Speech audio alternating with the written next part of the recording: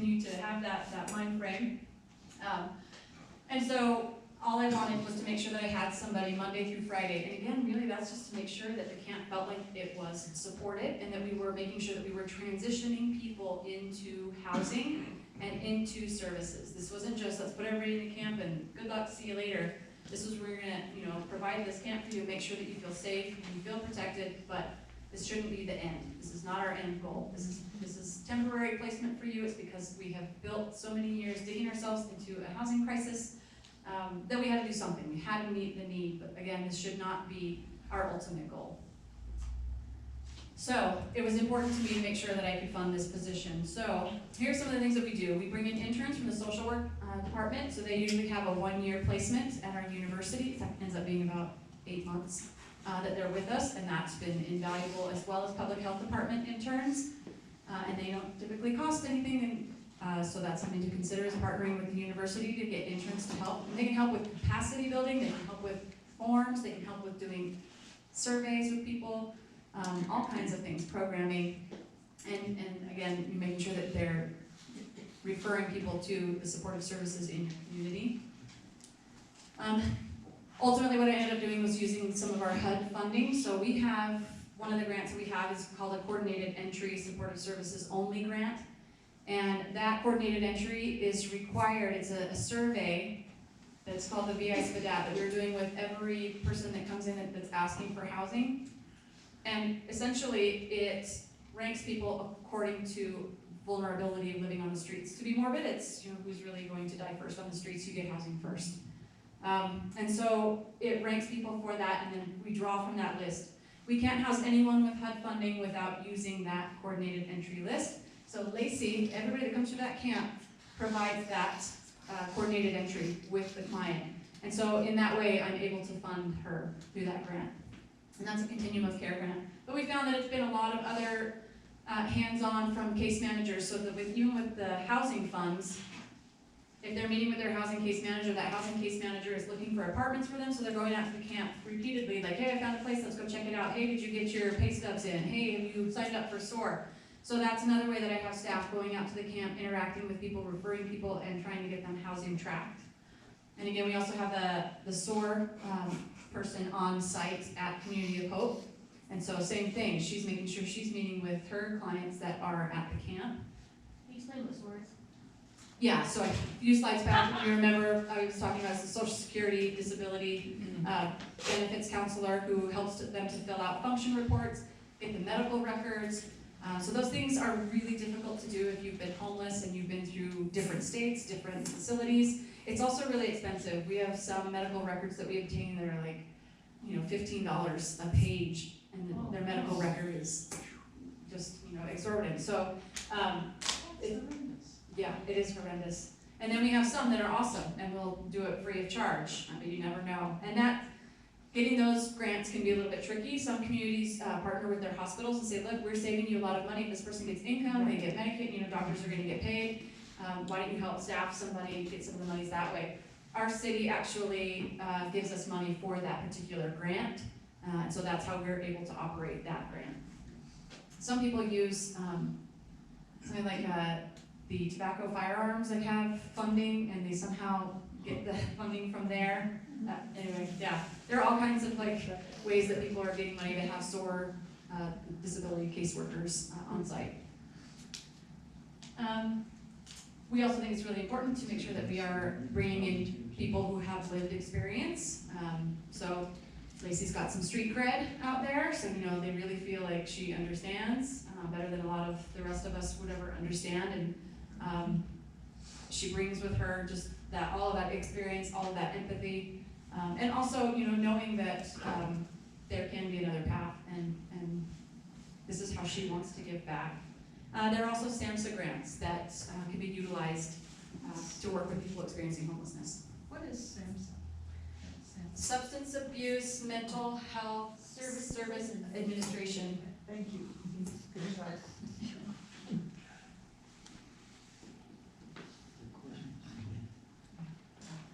All right, so some of the operations, how does it work on a daily basis? What does it look like? Well, residents have to register for the camp, and it's a really short registration. So it's not the same thing as the coordinated entry. We just want want to make sure that we are capturing who that person is really quickly. Sometimes it's the end of the day. Coordinated entry takes a long time, especially if you're working with somebody who has severe mental illness. It can take a long time to get that survey done. It can take weeks. You might just be getting little chunks of their history at a time. So we just make sure that we're registering and getting really brief information so that we can identify them at the camp. We do not have a wait list. That would be really hard to do. Again, this isn't a funded project. So our requirements, our benchmarks are really internally developed. So it's a different program. And while benchmarks and outcomes are really important to us, serving the people, making sure they're safe and doing it in an effective manner is really the main thing for us at the camp.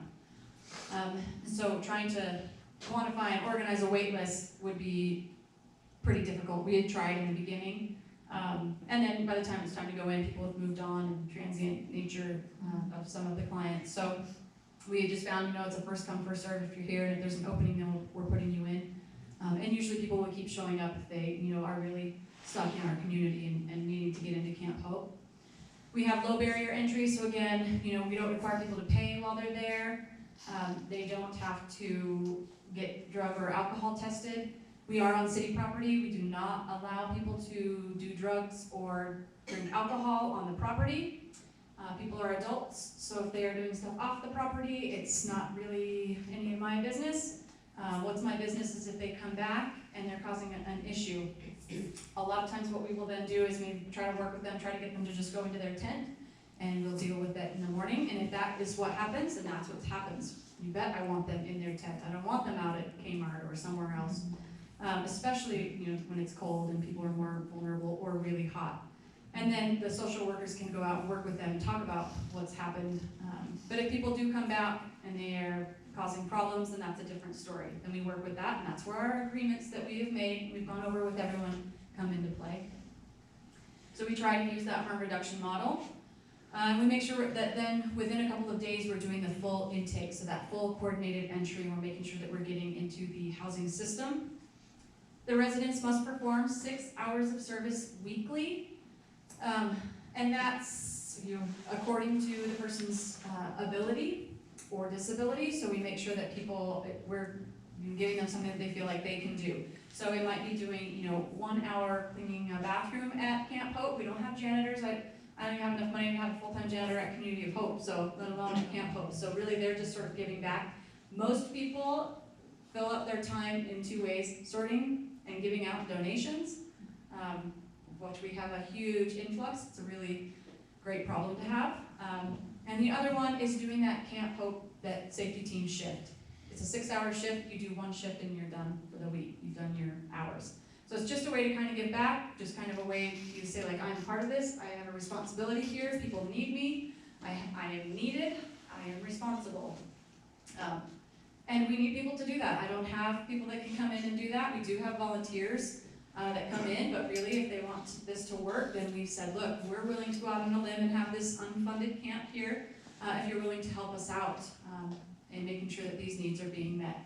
And so that's been really helpful. The other requirement that they have to do is do a coordinated entry within those few days. A lot of times they'll also do landscaping, and then, again, working on the bathroom or the kitchen cleanup. As you saw on that picture, we do have the schedule posted. We do have an up-to-date camp roster, and that is shared with staff on our Google Drive. So let's say our department did go out and they want to know, they're supposed to go out and find Billy. I can look up and say, oh, Billy's at tent pad site number 43. And they know exactly where to go in that camp, so that we keep a roster, making sure we know who is in the camp at each tent pad site at any given time. That camp roster also hangs inside of the Camp Hope office. So it really should be whoever's on duty could respond to whoever's coming in. But that's been really helpful too for staff as needed. We also have Friday cleanups. That's really important. So Lacey goes out on Fridays, and we make sure that we're getting rid of, I don't know if you've ever had this problem, but sometimes people like to donate stuff that's unusable. We just end up getting a lot of things that we just can't use, like, oh, I had all these broken poles, thought maybe you could put them together, or something, but it just starts to kind of pile up, or tons of boxes of wine glasses,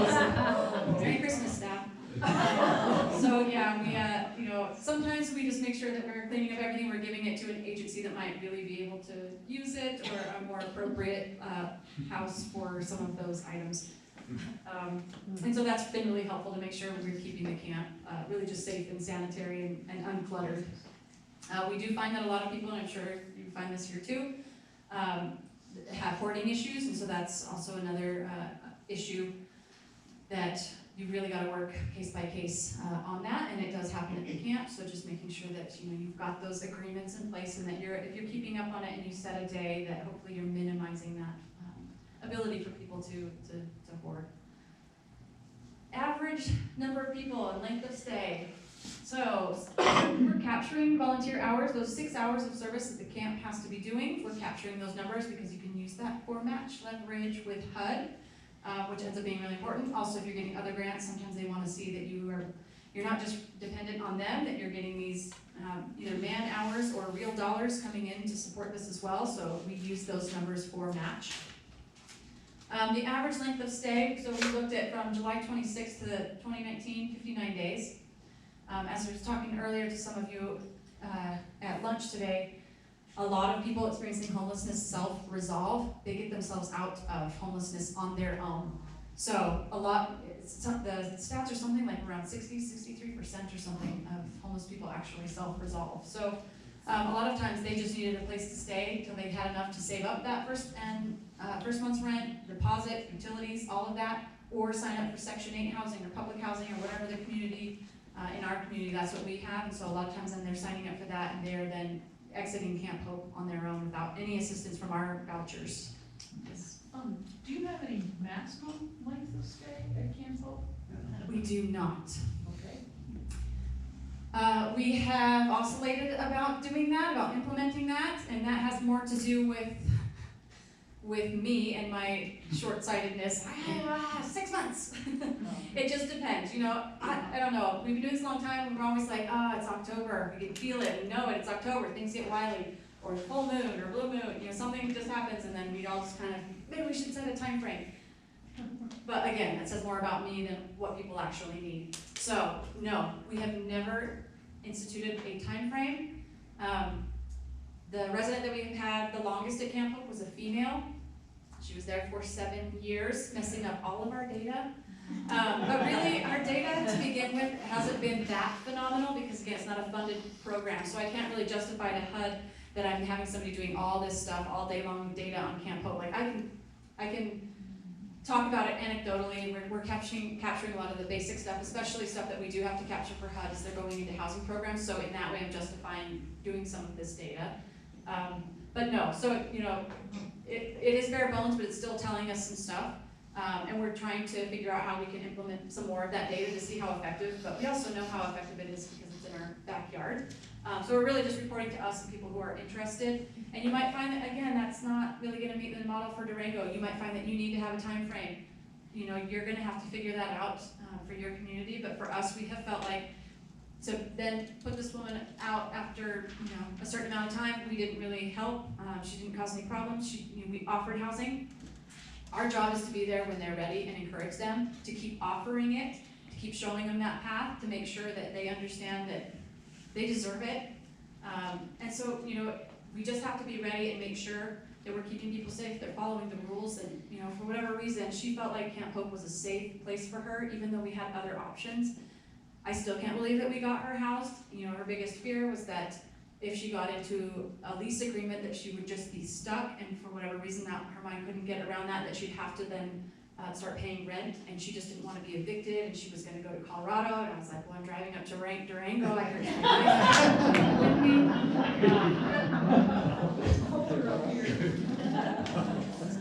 but just again, that's how long it took her to establish rapport and to trust us to go into her own apartment, and and she's still there, and I haven't seen her in 3 months, and to me that's really good news. I saw her almost every other day because she had been taking care of the camp cat, so that was another thing, like, I can't leave the cats, I just can't leave the cats. I was like, you can leave I'm gonna give you a bus pass, you can come feed the cats, I can take one of the cats. I still made sure they got an apartment that allowed cats, so that she could at least maybe take one and come back, but then we finally got somebody else to take over the cats and answer her, and she's been doing great. My caseworkers go visit her every month, so we know she's doing well. Her apartment's super great. We miss her. She never missed a safety shift. She was a great resident. But yeah, 7 years is, And you didn't get too full. Right. You know, you only had, so that's why you didn't need a maximum length of stay, because you didn't get, you Right. didn't have to constantly turn people away. right. Okay.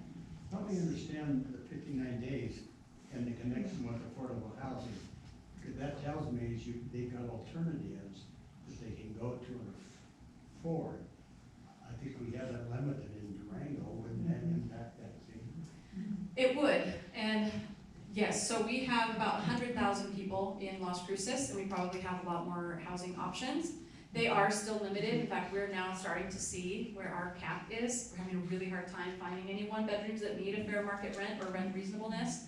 That's why it's so important to build, which is why I'm so grateful that I met Jen, because we do have a complex that we're breaking ground next month, or in May, early May, so we're excited to start building. So that's another way that we're like, okay, we could just be comfortable being a shelter and having the camp, but oh, we wanna know, now what? What's the next step? How can we be part of that solution? We need more housing. And so, we keep having those conversations. We got our council, to adopt an affordable housing plan. So then they could start a housing trust fund and a land bank, and they can start making sure that we have avenues to start building. It's not fast enough. So yeah, and I would imagine that now that we're starting to see our limits, these numbers will probably turn into longer days between housing. But yeah, that was another reason, is that we were able to quickly transition people out of the camp into either our programs or help them to self-resolve. So you used to target like 450 for a one bedroom, is that right? Kind of in the Las Cruces market. I think that's what we talked about in 2017. Yeah, the one bedroom now with utilities included is at 574. That's the fair market rent for Las Cruces. But actually a lot of the landlords are still at like 450 that we're using. Because, even if it's at 574, if they're in a permanent housing program, they get 24 months of assistance. That's different than a permanent supportive housing, which is permanent. So a lot of them are like, after you're done helping me, I can't pay $574 a month. And so a lot of them will then reject those apartments. So we have to make sure that we have people in the market quickly. 12 or 1,400? Or one to two Is that high, bedrooms? but we talked today at lunch that obviously this is more of an argument